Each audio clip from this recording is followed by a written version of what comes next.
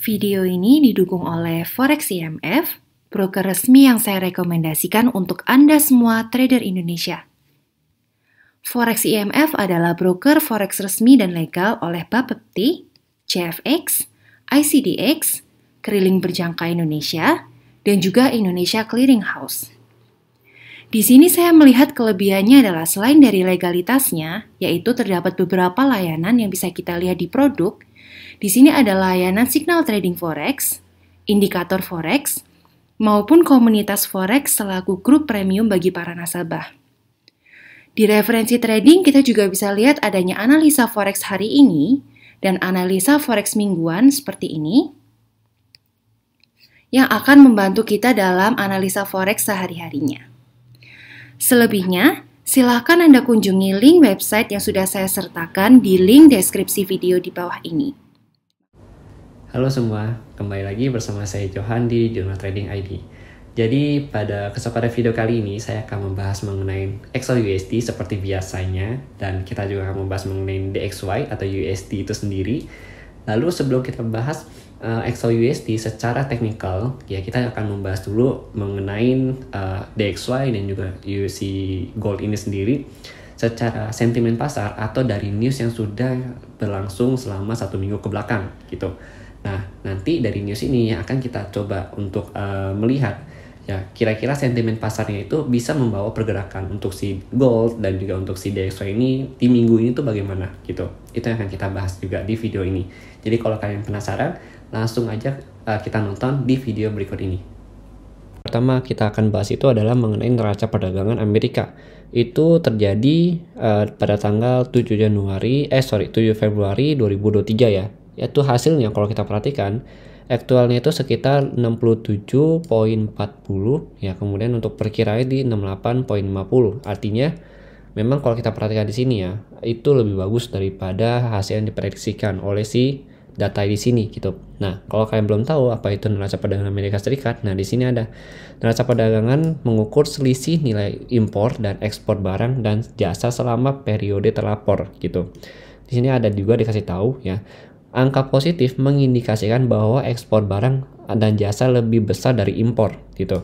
Kemudian data yang lebih tinggi dari ekspektasi dapat dianggap sebagai positif atau optimis untuk si USD gitu. Artinya bagus nih untuk DXY gitu.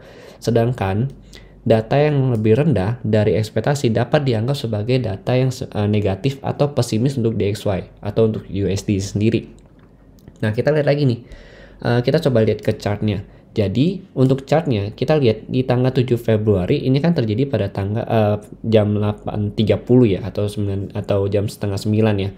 Kita lihat setelah data itu dirilis, si DXY ini sempat naik dari angka 103.75 ke angka 103.92 gitu. Artinya memang hasil itu cukup positif untuk si DXY.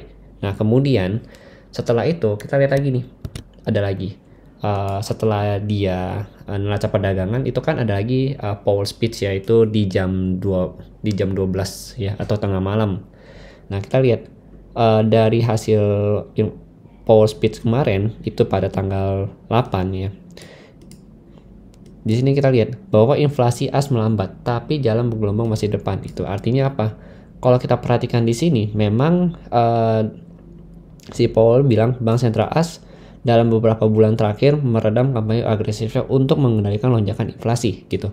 Memilih kenaikan yang lebih kecil pada suku bunga pinjaman setelah beberapa kenaikan tajam. Artinya kan dia sudah mulai waktu itu kan dia sempat menaikkan suku bunga sampai sekitar 100 BPS ya. Kemudian diturunin lagi sama dia. Nah, kalau kita perhatikan keputusannya diambil saat proses diinflasi terjadi, terutama di sektor barang. Tetapi data terbaru pemerintah yang dirilis Jumat ya tanggal 3 bulan 2 menunjukkan pasar tenaga kerja tetap lebih panas daripada regulator dan menambah tekanan pada pertarungan inflasi. Nah, data yang dirilis pada Jumat kemarin bulan Februari itu kalau kita perhatikan tuh di sini. Jadi data NFP yang dia maksud. Nah, data NFP kalau kita lihat memang hasilnya itu masih lebih banyak ya yang orang yang klaim pengangguran ketimbang yang diprediksikan oleh pemerintah gitu. Artinya apa? Di sini si Paul bilang bahwa data ke tenaga kerja itu lebih mengambil perhatiannya dia atau mengambil perhatian pasar ketimbang si data disinflasi ini gitu. Terus dia bilang di sini, jika data terus datang lebih kuat dari yang kami perkirakan, ya, dan kami menyimpulkan bahwa kami perlu menaikkan suku bunga lebih banyak gitu, maka kami pastikan akan melakukannya gitu, kata Powell gitu. Kalau kita lihat ya memang masih dalam proses disinflasi gitu. Nah, tapi kalau kita lihat di sini dia masih bilang lagi, untuk saat ini proses menurunkan inflasi memiliki jalan yang cukup panjang, tambahnya. Terus dia juga mencatat sektor jasa belum banyak menunjukkan disinflasi selain di segmen jasa perumahan gitu. Nah, artinya kalau kita lihat dari kata-kata yang diberikan Powell pada speech kemarin, ya itu memberikan juga sentimen cukup negatif untuk DXY. Artinya apa? Di sini pasarnya itu masih belum cukup stabil, ya. Dan si DXY ini sempat dibanting dari angka 103.9 itu kurang lebih ke harga terendahnya itu di 103.0 gitu. Jadi memang dibanting cukup panjang pada saat speech-nya kemarin, kemudian dinaikkan kembali. Dan kalau kita lihat memang secara pergerakan untuk si DXY ini masih belum stabil. Nah, kemudian kita lihat lagi. Di sini ada lagi nih, The Fed. Ya, di sini ada The Fed, kenaikan suku bunga masih bertahap untuk menekan si inflasi ini gitu. Berarti kan suku bunga ini mulai disenggol lagi nih sama The Fed gitu. Artinya apa? Suku bunga kemungkinan masih akan dinaikkan di bulan-bulan yang akan datang, tapi ini kita belum konfirmasi. Jadi masih tunggu untuk si The Fed-nya nantinya. Nanti akan saya coba share juga jika memang ada konfirmasi lebih lanjut untuk The Fed ini sendiri mengenai suku bunganya gitu. Kemudian the next berita yang akan kita bahas di sini adalah klaim pengangguran untuk Amerika Serikat. Untuk datanya itu dia terbitan terbaru pada tanggal 9 Februari kemarin, yang kalau kita perhatikan secara aktualnya atau secara data realnya dia itu sekitar 196, sedangkan perkiraannya itu ada 190 gitu. Nah, kalau di sini kan dia bilang klaim pengangguran awal menghitung jumlah individu yang mengajukan permohonan asuransi pengangguran untuk pertama kali selama pekan lalu gitu. Ini adalah data ekonomi AS yang dirilis paling awal, namun dampaknya terhadap pasar bervariasi dari pekan ke pekan.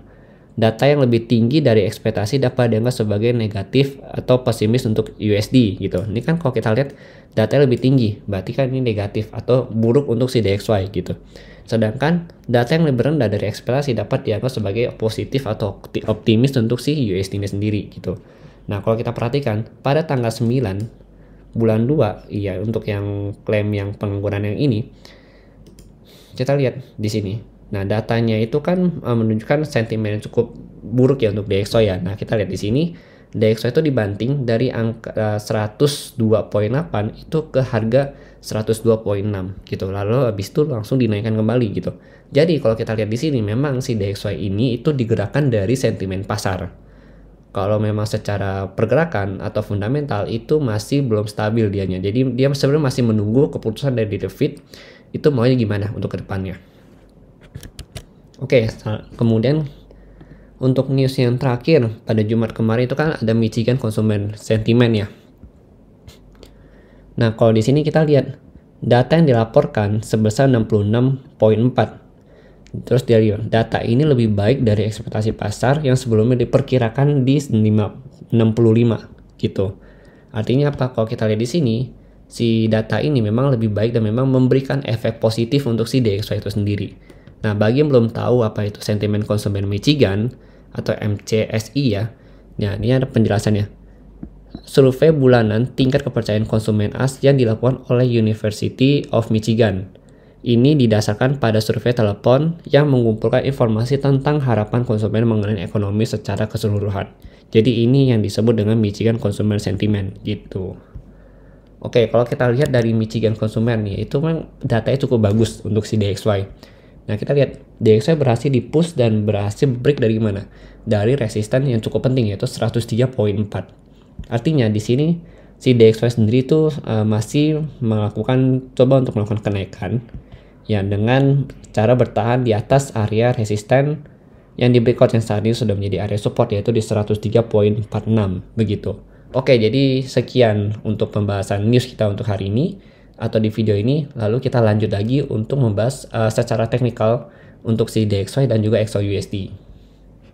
kalau kita perhatikan ya, kalau misalkan suku bunganya itu kan kalau kita lihat di sini ya, the Fed kurang lebih itu akan coba untuk menaikkan suku bunga kembali gitu.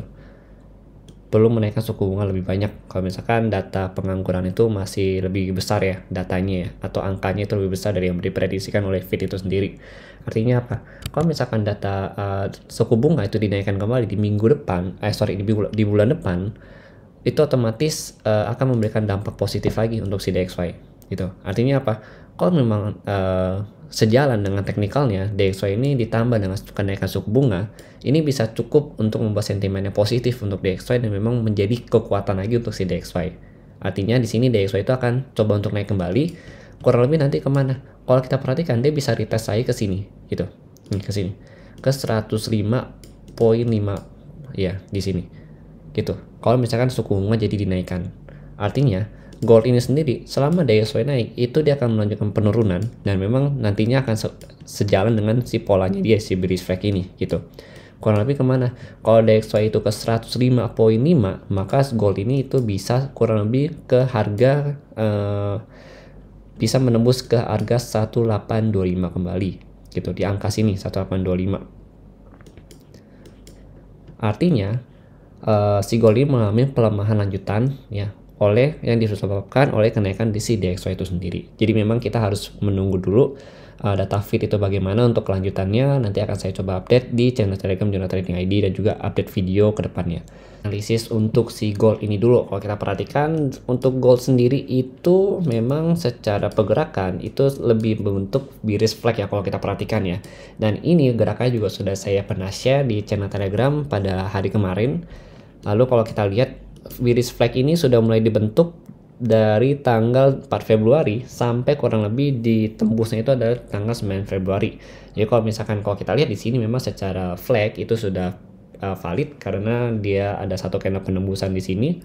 Kemudian kalau secara pergerakan, kalau untuk 4 jam memang pergerakannya downtrend karena dia sudah break dari struktur harganya di sini di 1898 ya. Kemudian kalau kita ukur berdasarkan dengan flagnya ini, kalau dari area sini ya, ini kita ukur secara manual ya, itu kurang lebih ke harga 1830 sampai 1832. Jadi memang kurang lebih targetnya di sini untuk penurunan si gold itu sendiri.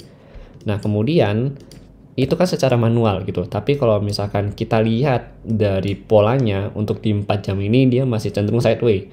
Jadi dengan range pergerakan resistennya itu di 1870, kemudian untuk support terendahnya itu di 1853. Tapi kalau untuk minus support, kalau kita lihat di time frame lebih kecil ya, kalau untuk minus supportnya itu kurang lebih di harga 1860 atau 1859. Nah ini untuk minus supportnya dia. Tapi untuk low supportnya itu atau low dari hari sebelumnya itu ada di 1853. Nah kira-kira kalau kita lihat di sini itu memang untuk struktur harga dia turun ya, kecuali apa?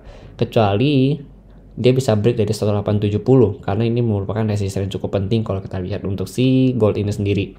Nah ini juga kalau kita perhatikan ya, 1870 ini adalah SNR atau support yang cukup kuat menahan harga untuk naik yang ke harga yang lebih tinggi lagi sampai kurang lebih 1959 atau 1960.